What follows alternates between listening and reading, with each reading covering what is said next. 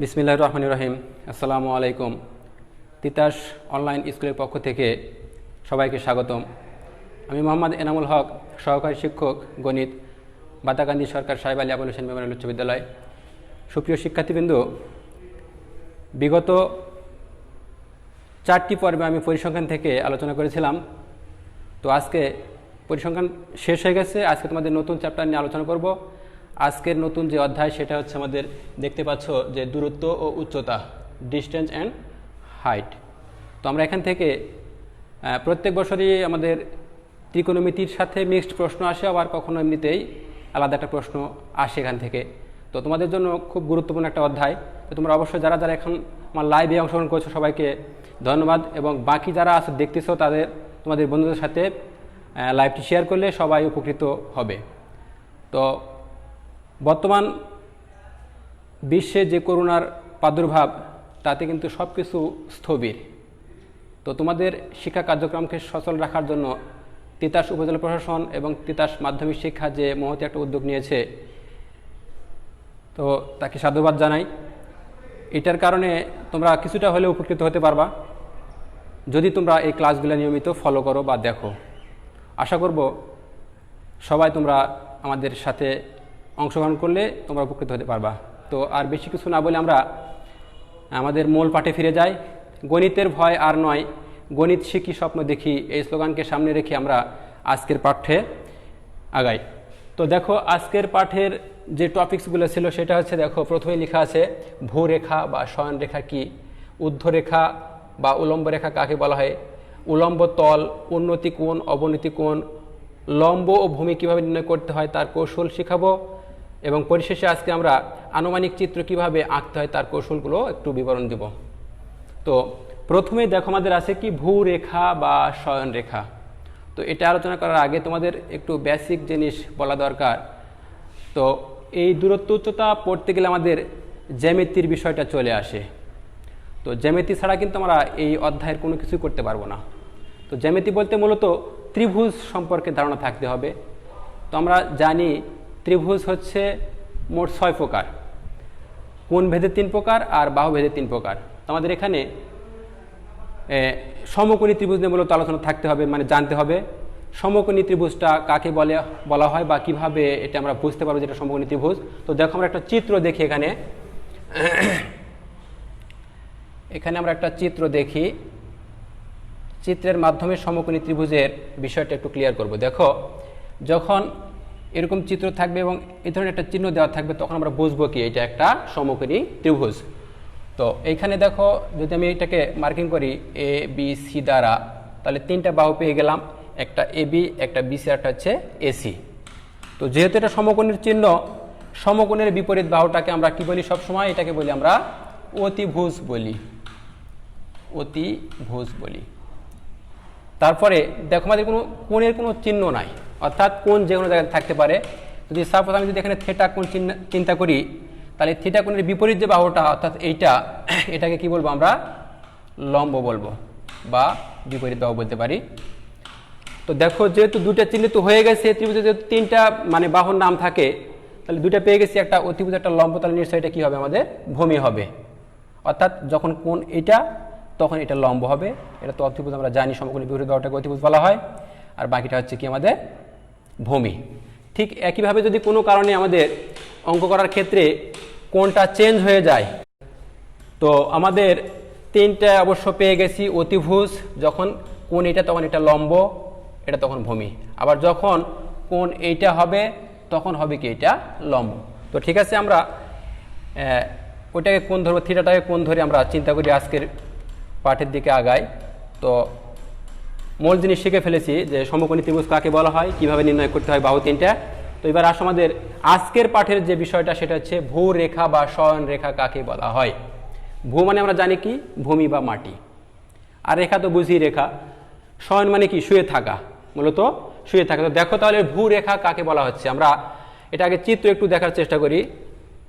যদি এই ভূমির সমান্তরালে আমরা একটা সরল রেখা আঁকাই, তাহলে এখানে নিশ্চয় এবিটা হচ্ছে কি একটা ভূরেখা বা শয়নরেখা। তো ঠিক আছে, এটা বুঝতে পেরেছি নিশ্চয়। এরপরে দেখো আমাদের ঊর্ধ্বরেখা বা উলম্ব রেখা কাকে বলা হয়।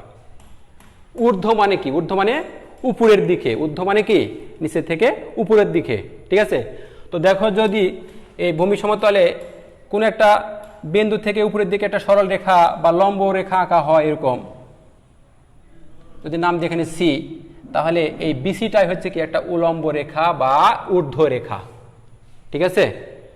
তো ভূমিতলের উপর লম্ব যে কোনো সরল রেখাকেই ঊর্ধ্ব রেখা বলা হয়, অর্থাৎ এখানে বিসিটা হচ্ছে কি আমাদের ঊর্ধ্ব রেখা বা উলম্ব রেখা, ঠিক আছে।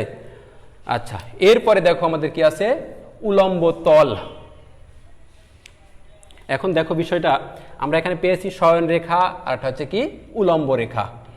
এই শয়ন রেখা এবং উলম্ব রেখা যদি একটা তল সৃষ্টি করে, যদি আমি এখানে এটা জয়েন করে দিই এরকম, তাহলে দেখো নিশ্চয় একটা স্পেস আমরা জায়গা পেয়েছি, অর্থাৎ এসি দ্বারা যখন এটাকে যুক্ত করেছি তখন দেখো এ বিসি একটা তল অর্থাৎ একটা স্পেস পেয়েছি। এই এ বিসি স্পেসটাই হচ্ছে কি আমাদের উলম্ব তল, ঠিক আছে। তাহলে ভূমিতলের উপর লম্বভাবে অবস্থিত পরস্পর যদি ভূরেখা এবং ঊর্ধ্বরেখা মিলে যে একটা স্থল বা একটা স্পেস বা একটা জায়গা নির্ধারণ করে, এই জায়গাটাই হচ্ছে কি আমাদের উলম্ব তল। নিশ্চয়ই বুঝতে পেরেছি। তো চিত্রের মাধ্যমে খেয়াল করে দেখো এখানে আমরা কি পেয়েছি, এবিটা হচ্ছে ভূরেখা, এবিটা হচ্ছে কি এখানে ভূরেখা, তারপরে বিসিটা হচ্ছে কি আমাদের ঊর্ধ্বরেখা বা উলম্ব রেখা, ঠিক আছে। এখন এই এবি এবং বিসি পরস্পর যে সরলরেখা এসি দ্বারা যুক্ত করেছি, করার ফলে যে জায়গাটা আমরা পেয়েছি এই জায়গাটাকে বলবো কি আমরা উলম্ব তল। নিশ্চয়ই ক্লিয়ার হয়েছে আমরা? তো এটা মনে হয় আর ব্যাখ্যা দেওয়ার প্রয়োজন হয় না, তারপর আমি আরেকবার বলতেছি। দেখো যে ভূমিতলে যে কোনো সরল রেখা, অর্থাৎ এখানে এবিটা হচ্ছে কি আমাদের ভূরেখা বা শয়ন রেখা, এবং ভূমিতলের যে কোনো একটা বিন্দু থেকে উপরের দিকে যে সরল রেখা আঁকানো হয় বা লম্ব আঁকানো হয় এটাকে বলা হচ্ছে কি আমাদের ঊর্ধ্বরেখা বা উলম্ব রেখা। এখন এই উলম্ব রেখা এবং শয়ন রেখা যদি পরস্পর ছেদ করার ফলে যে একটা স্পেস পেয়েছি আমরা, যখন এসি দ্বারা এটাকে যুক্ত করেছি তখন এই স্পেস পেয়েছি এ বি সি, এই পুরোটাই হচ্ছে কি আমাদের হচ্ছে উলম্ব তল, ঠিক আছে। তাহলে আমরা শিখলাম ভূরেখা বা শয়ন রেখা, ঊর্ধ্বরেখা বা উলম্ব রেখা এবং উলম্ব তল শিখেছি। তো এরপরে আসো আমরা দেখব যেটা, সেটা হচ্ছে উন্নতি কোণ। তো সাধারণত আমরা নিজের মতো করে বলি উন্নতি কোণ মানে কি? উন্নতি মানে কি? উন্নতি হচ্ছে নিচের থেকে আস্তে আস্তে উপরের দিকে ওঠা। যখন মানুষ সংসারে অভাব অনটন থাকে, বিভিন্নভাবে পারিশ্রমিক করে কি করে তার সংসারটাকে আস্তে আস্তে মানে উপরের দিকে নিয়ে যাওয়ার চেষ্টা করে, ঠিক বিষয়টা এরকমই যে আমরা নিচের থেকে বা ছোট থেকে আস্তে আস্তে উপরের দিকে উঠবো বা বড় হবো, এটাই আর কি বিষয়টা। তো দেখো উন্নতি কোণ তাহলে কিভাবে হবে একটু খেয়াল করি আমরা। উন্নতি কোণ হচ্ছে চিত্র দিয়ে একটু বোঝার চেষ্টা করি। আমরা প্রথমে পেয়েছিলাম কি ধরনের একটা শয়ন রেখা বা ভূরেখা, সাপোজ নাম দিলাম হচ্ছে এটা এ বি। এই শয়ন রেখা বা ভূরেখার যে কোনো একটা বিন্দুতে উপরের দিকে যদি কোনো কোণ উৎপন্ন করে, অর্থাৎ এখান থেকে যদি আমি উপরে কোণ অঙ্কন করি, সাপোজ 0 বিন্দু থেকে একটা ও এম দিলাম বা পি যাই মনে করে দিলাম, তাহলে দেখো এখানে একটা কোণ আমরা পেয়েছি। তাহলে সংখ্যাটা কীরকম হবে? ভূরেখার বা ভূতলের কোনো বিন্দু থেকে উপরের দিকে কোনো সরলরেখা দ্বারা যদি ওই ভূরেখার সাথে কোনো কোণ উৎপন্ন করা যায়, তাহলে সেটাকে কি বলবো আমরা? এটাকে বলবো উন্নতি কোণ। তাহলে নিশ্চয় দেখো এখানে বি ও এম বা এম ও বিটা হচ্ছে কি একটা উন্নতি কোণ, এটা হচ্ছে উন্নতি কোণ। নিশ্চয় ব্যাপারটা বুঝতে পেরেছি। কি বলছি সংজ্ঞাটা আবার খেয়াল করো। ভূরেখার বা শয়ন রেখার বা ভূমিতলের কোন একটা বিন্দু থেকে যখন ভূমিতলের উপরের দিকে একটা কোণ অঙ্কন করা হয় বা সরল রেখা দিয়ে কোণ অঙ্কন করা হয়, যেটা ওই ভূরেখার সাথেই কোণটা উৎপন্ন করে, এটাও হতে পারে, আমি চিন্তা করি কিন্তু এটাও বলতে পারি উন্নতি কোণ, এটা তো উপরের দিকেই আছে। সুতরাং এখানে আমি বলছি যে এম ও বিটা হচ্ছে কি একটা উন্নতি কোণ, ঠিক আছে। তো এরপরে দেখো আমাদের যে টপিকসটা আছে সেটা কি? অবনতি কোণ। তো উন্নতি কোণকে আমরা আরেকটা কথা বলতে পারি, সেটা হচ্ছে ঊর্ধ্বমুখী কোণও বলতে পারি। উন্নতি কোণের আরেকটা নাম হচ্ছে কি? ঊর্ধ্বমুখী কোণ। ঊর্ধ্বমুখী কোণও বলতে পারি। তাহলে কি বললাম, উন্নতি কোণের একটা নাম পেলাম কি আমরা, ঊর্ধ্বমুখী কোণ, অর্থাৎ উপরের দিকে যে কোণটা তৈরি হবে সেটাই আর কি। আচ্ছা, এরপরে আমাদের আছে কি অবনতি কোণ। উন্নতি কোণ গেল এটা, এরপরে আছে অবনতি কোণ। অবনতি মানে কি, ওই যে আগের মতো ওই বিষয়টা, মানে নিচের দিকে যে পজিশন ছিলাম সেখান থেকে আস্তে আস্তে নিচের দিকে যাওয়া, সেটা হচ্ছে অবনতি হওয়া। তো ঠিক একই রকম ভাবে দেখো, যদি আমি চিন্তা করি এই বিন্দু ওটাই চিন্তা করলাম, সেখান থেকে নিচের দিকে আমরা ওই ভূরেখার সাথে একটা সাপোজ এখানে এন দিলাম, তাহলে দেখো এন ও বি হয়েছে একটা কোণ এখানে উৎপন্ন হয়েছে। তাহলে এই এন ও বি কোণটা কি হবে, এখানে অবনতি কোণ হবে। যদি আমি চিন্তা করি এন ও এ, তাহলে এটাও কিন্তু আমাদের অবনতি কোণ হবে। ঠিক আছে, তাহলে এটা কি পেলাম আমরা, অবনতি কোণ। অবনতি কোণ। ঠিক আছে, তাহলে কোণের সংজ্ঞাটা কি হবে, কোনো সমতলের কোনো বিন্দু থেকে যখন ভূমির সমান্তরালে নিচের দিকে যে কোনো সরলরেখা কোণ উৎপন্ন করে ওই সরলরেখার সাথে, তখন সেটাকে কি বলবো আমরা, অবনতি কোণ বলবো। অর্থাৎ এখানে কি পেয়েছি আমরা, এন ও বি, অর্থাৎ কোণ হচ্ছে N O B is equal to হচ্ছে অবনতি কোণ। এখানে অবনতি কোণ। ঠিক আছে, তো অবনতি কোণের আরেকটা নাম আছে, সেটা হচ্ছে কি, ওটা যেহেতু ঊর্ধ্বমুখী হয় তাহলে এটা কি হবে, নিম্নমুখী হবে। ঠিক আছে, তো আমরা শিখলাম কি এখানে উন্নতি কোণ অবনতি কোণ। ঠিক আছে, তো এরপরে দেখো আমাদের যে টপিকসটা আছে সেটা হলো লম্ব ও ভূমি কিভাবে নির্ণয় করতে হয়। মোটামুটি কৌশলটা আমরা চিত্রে প্রথমেই বলেছি, তো তারপরে আরেকটু এটা রিপিট করছি। লম্ব এবং ভূমি নির্ণয় করতে গেলে আমাদের নিশ্চয়ই একটা কি লাগবে, সমকোণী ত্রিভুজ লাগবে। আর সমকোণী ত্রিভুজ কাকে বলা হয় এটা পূর্বে বলেছি, আবার বলছি, যে ত্রিভুজের একটা কোণ সমকোণ বা 90 ডিগ্রি তাকে সমকোণী ত্রিভুজ বলা হয়। অর্থাৎ সমকোণী ত্রিভুজের ক্ষেত্রে এই ধরনের একটা চিহ্ন দেওয়া থাকবে, এই চিহ্ন থাকলেই বুঝবো কি এটা আমাদের সমকোণী ত্রিভুজ। আর সমকোণী ত্রিভুজের বিপরীত বাহু যেটা থাকবে সেটার নাম কি বলছি আমরা, অতিভুজ। এটা তোমরা আগে থেকেই জানি। সমকোণী ত্রিভুজের বিপরীত দিকে তাকালে যে বড় বাহুটা দেখা যায়, সবচেয়ে বড় বাহুটা, সেটার নাম কি বলছি আমরা, অতিভুজ। সবসময় খেয়াল করবো কি, সমকোণী ত্রিভুজের বিপরীত দিকে যে বাহু থাকবে সেটাকে বলবো কি আমরা, অতিভুজ।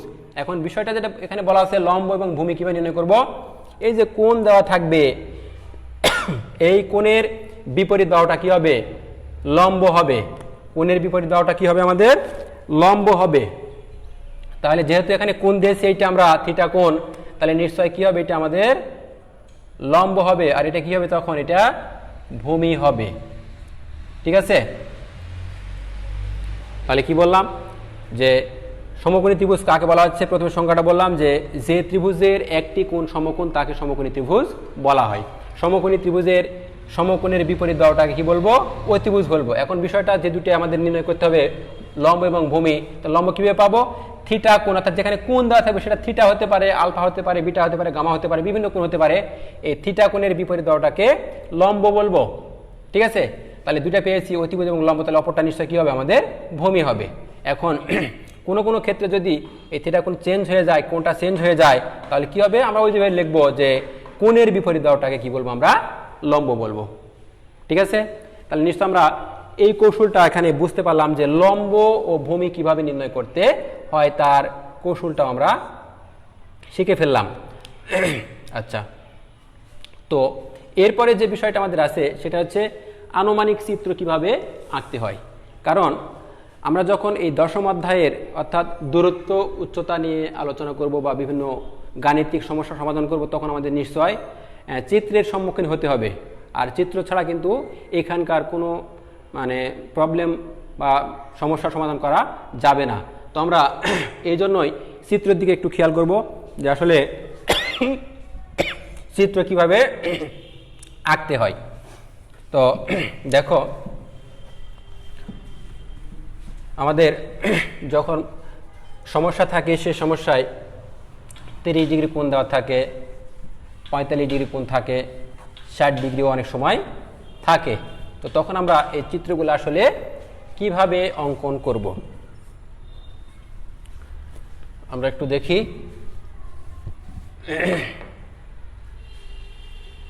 যে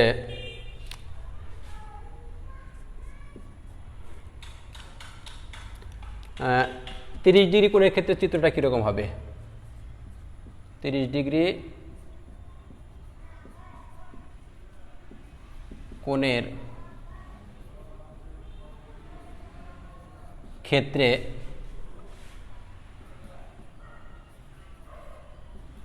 চিত্রটি হবে, দেখো 30 ডিগ্রি কোণের ক্ষেত্রে আমাদের খেয়াল রাখতে হবে যে ভূমিটা বড় হবে আর লম্বটা ছোট হবে, অর্থাৎ ভূমি ইজ গ্রেটার দেন হচ্ছে লম্ব। কি বলেছি? 30 ডিগ্রি কোণের ক্ষেত্রে ভূমি ইজ গ্রেটার দেন হচ্ছে লম্ব হবে, অর্থাৎ ভূমিটা বড় হবে, লম্বটা ছোট হবে। তাহলে দেখো যদি এরকম হয়,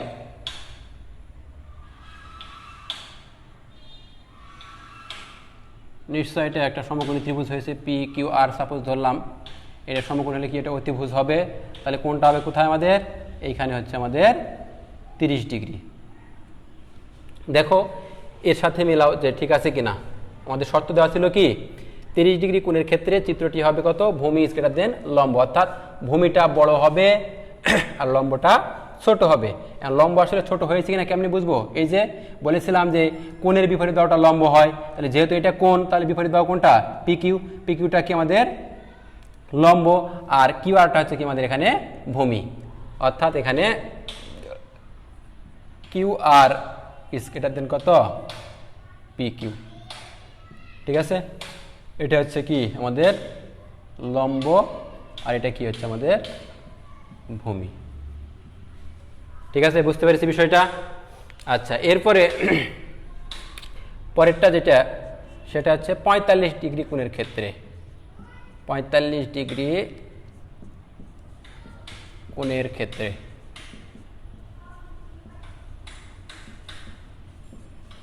চিত্রটি হবে সত্যটা হচ্ছে ভূমি এবং লম্বটা সমান হবে, অর্থাৎ ভূমি ইজ ইকুয়াল টু লম্ব।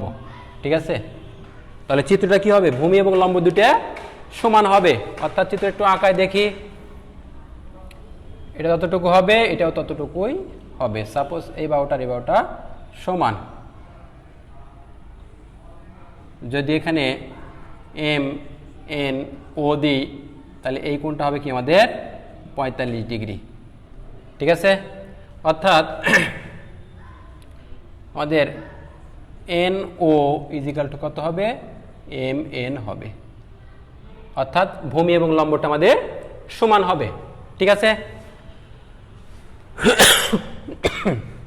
এরপরে যে বিষয়টা আছে সেটা হচ্ছে 60 ডিগ্রি কোণের ক্ষেত্রে। 60 ডিগ্রি কোণের ক্ষেত্রে চিত্রটি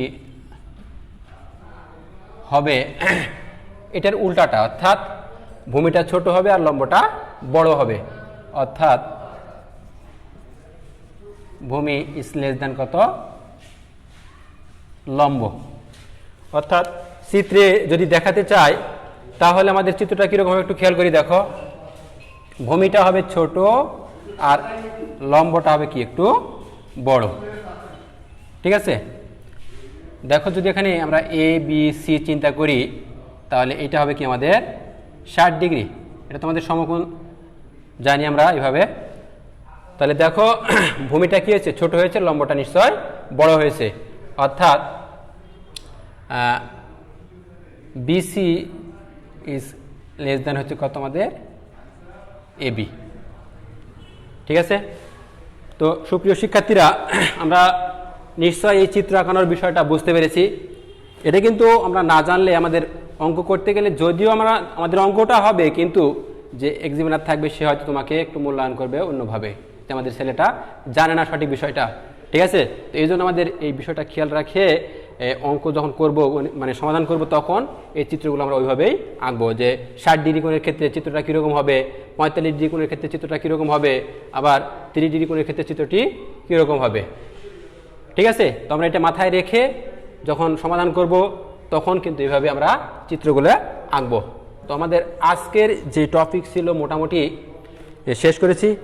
তো আগামী ক্লাসে আমি কিছু প্রবলেম অর্থাৎ কিছু কাজ দেওয়া আছে আমাদের বইয়ে, মূল বইয়ে, এই কাজগুলো নিয়ে আলোচনা করব। পাশাপাশি চ্যাপ্টারের যে অঙ্কগুলো রয়েছে এগুলাকে ধারাবাহিকভাবে করার চেষ্টা করব।